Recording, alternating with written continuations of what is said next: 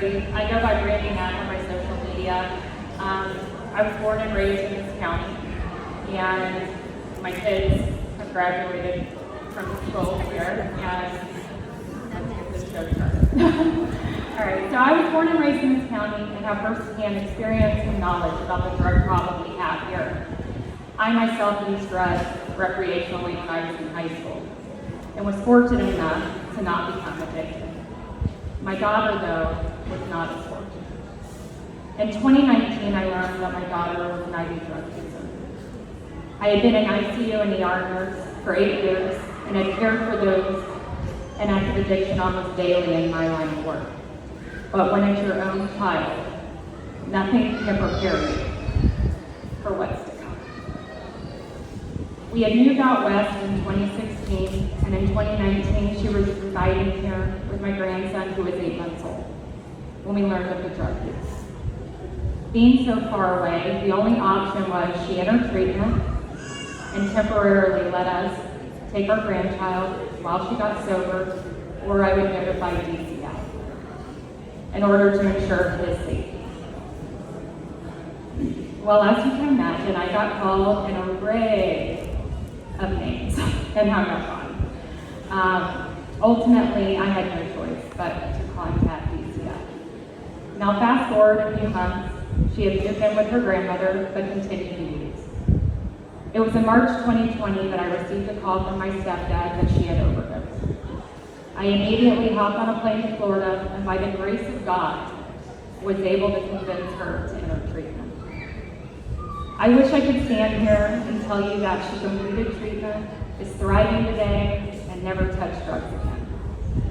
But if you have ever had your life impacted by addiction, you know it's not that cut and dry. My daughter did complete her first 30 days in inpatient. And me being so naive though, I thought, this is it. Now we can move on with our lives. Since 2020, she has been to treatment 9 times and has had multiple relapses, with each relapse getting worse.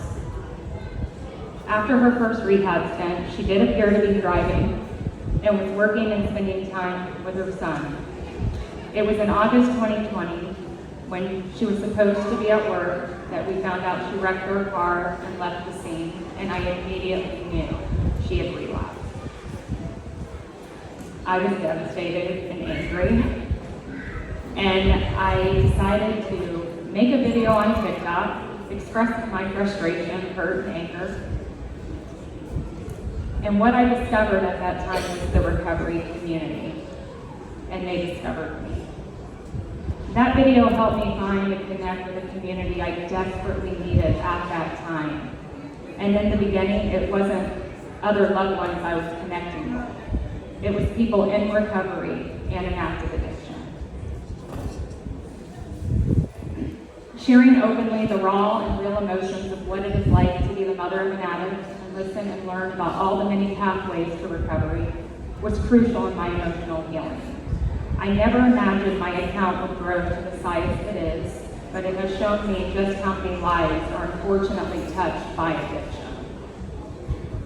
Initially, I believed abstinence was the only way, because replacing one drug for another seemed counterintuitive to me. I did not support medicated assisted treatment, which is Suboxone, methadone, and many other options out there. Part of that was also because I had worked in an ER and ICU. So what did I see all the time? I saw people who abused meth. They abused Suboxone. I never got to see the people who got their life back, who regained custody of their children, who became functional members of society.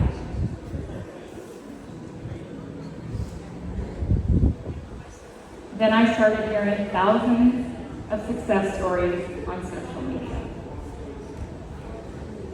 I'm shaking, you guys. I'm so sorry if you can see this. Speaking publicly is hard.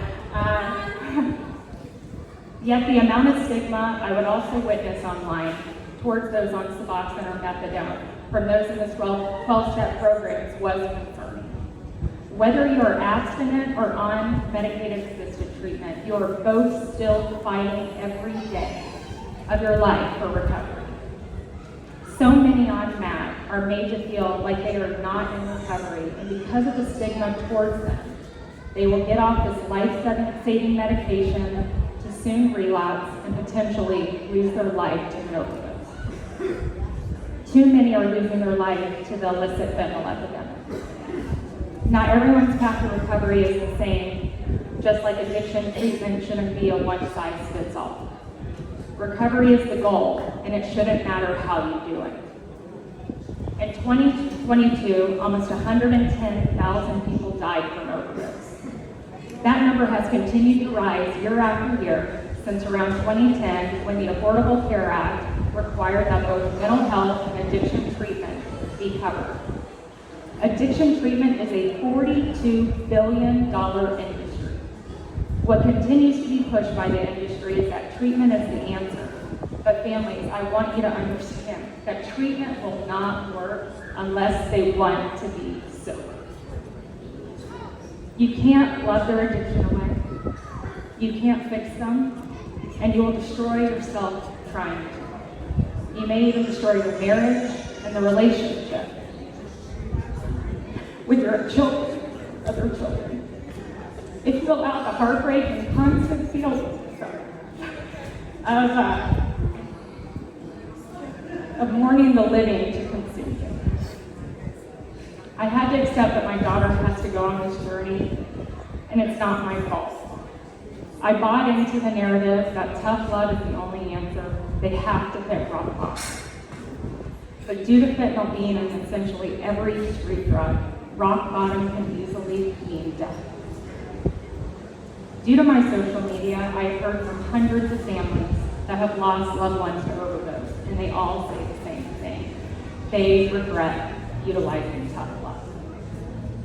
I constantly tell families you have to do what you can live with. Every decision I make is made with the idea that my daughter is one use away from becoming a statistic. Don't feel guilty for the decisions you make, especially if they are coming from a place of love. I do, however, recommend establishing healthy boundaries. The difference between tough love and boundaries is that boundaries are created to protect you and your space, not harm the person with substance use disorder. For instance, our daughter cannot live in our home, and that's simply because I have 3 other children and her son there. I had to ensure the other children's safety because I would never want them to find her overdosed and cause trauma to them. It's an effort to prevent collateral damage from her addiction. I will, however, meet her basic human needs, such as providing her food, clothing, and even medical care. Now I even meet with her in active addiction and share a meal with her or just spend time with her. Human connection is so important. Even in active drug use, it's so important to let them know that they are loved. Loving your child isn't enabling, it's your child. My daughter calls me a few times a week, never asks for money because she knows I'll never give it to her. She simply wants to talk. I now cherish these moments because I know that if I lose her to an overdose, I will never question if she felt loved. You heard me talk earlier about how recovery will only stick if the person wants sobriety. Harm reduction plays a crucial role in addiction, and the goal is to keep those in active addiction alive until they decide they are sick and tired of being sick and tired. Citrus County in 2021 had the highest rate of overdose based on population size in the state of Florida. I know many parents want to turn a blind eye and think it can't happen to them, but addiction doesn't discriminate. Teens and college students do experiment with drugs and pills and will likely never become addicted. But now we are seeing an increase in this population losing their life to the fentanyl poisoning. These teens think they may just be taking a Percocet or Xanax, but many times it's pressed with fentanyl. The DEA announced in 2022 that 6 out of 10 street pills were laced with deadly amounts of fentanyl. This is why Narcan education is needed for families and our youth starting in middle school. Narcan can be purchased at any pharmacy without a prescription, your local health department, or you can go to nextdistro.org, where you can locate harm reduction groups in your state who can provide for free or at a reduced cost, or they can mail it to you. If you're in recovery, please know that you are going to have horrific ups and downs and be in a horrible mental state at times in your life. But you will come out stronger than you could ever imagine. Sometimes we need to go through those really bad lows to really appreciate those high times. So please do not give up. I was a teen mom, victim of domestic violence, and high school dropout. I am now an ICU nurse practitioner. Don't ever let the mistake of your past keep you from becoming the person that you want to become. As a mom living this life, I wouldn't wish it on my worst enemy. The constant phone anxiety when an unknown number calls you is real, because you wonder if this is the call you dreaded. The depression, isolation, and shame you feel, and fear of others finding out that your child is addicted is natural. But I can assure you are not alone. When you start speaking out, you are no longer carrying this heavy weight alone. And I know your pain all too well. Though my daughter is currently in active youth, she is alive today. And as long as there is breath, there is hope. Thank you.